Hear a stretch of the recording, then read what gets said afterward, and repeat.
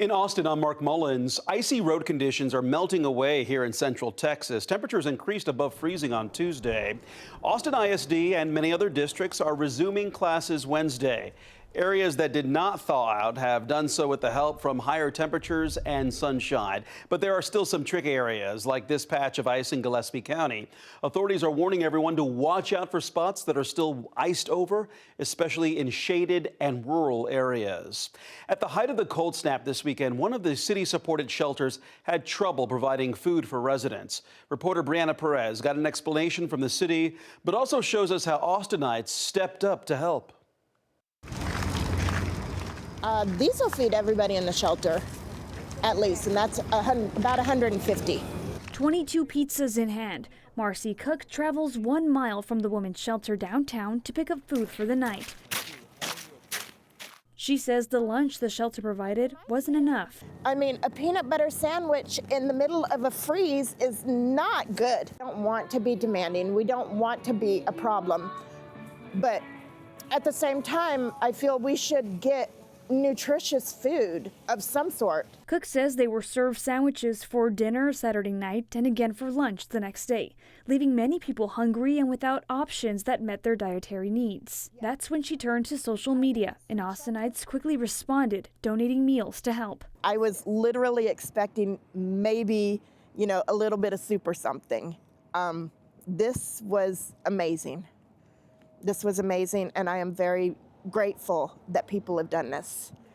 It was a concern the city's homeless strategy officer, David Gray, addressed during a press conference Sunday. There was a little bit of a challenge yesterday at one of our shelters where staffing was impacted due to weather, and that did have an impact on the meal that was served. According to the city, shelter operators provide the meals and must meet basic nutrition guidelines, including dietary accommodations when needed. In a statement, the city says, quote, food suppliers, delivery drivers, and shelter staff are subject to the same travel hazards and safety concerns as everyone else.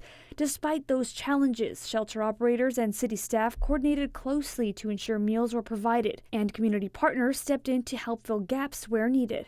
At this time, they say all city shelters have adequate food supplies.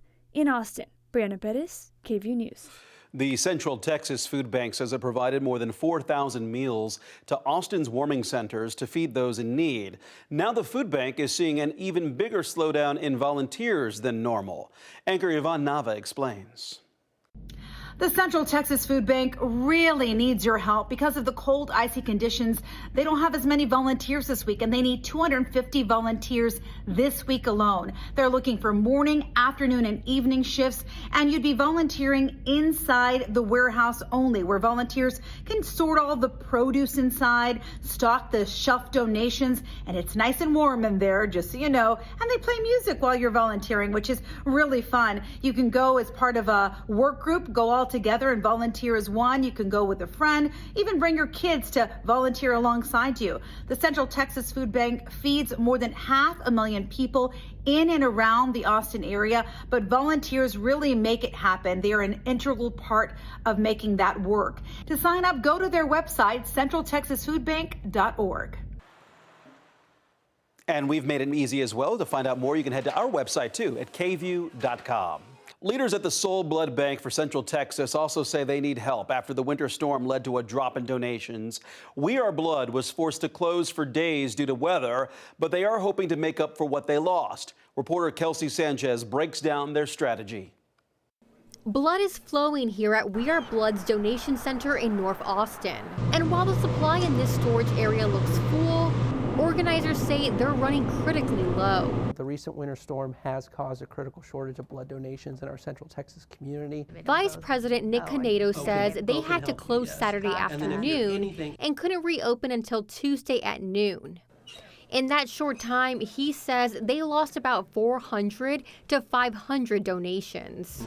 Some Central Texans heard about the shortage and decided to pop in and roll up their sleeve. It just kind of coincided with the freeze, and I knew that would kind of be, an issue for the blood donations. Devin Pashek works at a hospital and understands the need. Well, whenever blood does start getting low, our brass keeps us pretty well informed and always encourages everybody that works at the hospital to go give if they are able to. Canedo says O-type donations are important because they're universal and can help any patient regardless of their blood type. What we want to avoid is the reality of a patient not being able to receive a transfusion or the blood type transfusion that they need. And while not everyone is a fan of needles or even the sight of blood, these donors have some advice for that. Mind over matter. If you don't mind, it doesn't matter, right? It just it's one little stick, and you never know if it can save a life. You know, it's worth it. Kelsey Sanchez with that report. The nonprofit is also looking to expand its operations to meet demand. Staff say they hope the foundations and the corporate partners in the community can help with funding in the future. Governor Greg Abbott is temporarily pausing all H-1B visa applications for public universities and state agencies for the next 15 months. H-1B visas allow highly skilled foreign professionals in specialized occupations. As reporter Daniel Perot explains, experts say this pause could harm Texas's workforce.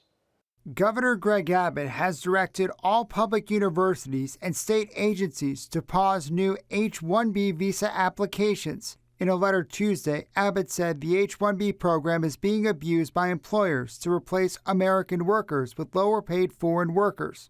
Writing, state government must lead by example and ensure that employment opportunities, particularly those funded with taxpayer dollars, are filled by Texans first. He previewed the move in a radio interview on Monday. I don't see any reason why we need any H-1B visa employees in our public schools in the state of Texas, but we're going to find out if there's some unique skill set or whatever the case may be. The H-1B visa program allows companies to hire foreign workers for special skill sets they otherwise cannot get. Federal data shows there were more than 41,000 H-1B visa recipients in Texas last year. Most workers were at private companies. The biggest institutions affected by the governor's order are public universities and hospitals. Texas thrives when we're able to attract the best and brightest of everyone from around the world. The freeze is set to last through May of 2027, but employers can get exceptions from the Texas Workforce Commission. Higher education advocates say losing the ability to hire foreign workers could stifle innovation and economic growth. If we want to lead in innovation, research, and retain our competitive edge, we need to attract and not discourage international talent. A competitive edge that critics say is already strained by recent sweeping changes by the Trump administration, including a new $100,000 fee for H-1B visa applications, which could price out some sponsors. It's harming the state. So the loss for the students is actually a loss for all of us. Daniel Perot reporting there. Texas is not the first state to do something like this. In the fall, Florida's governor directed that state's public university system to stop using H-1B visas. Florida's Public University System Board is now looking into pausing the program at public universities until next January. Those are the headlines in Austin. I'm Mark Mullins.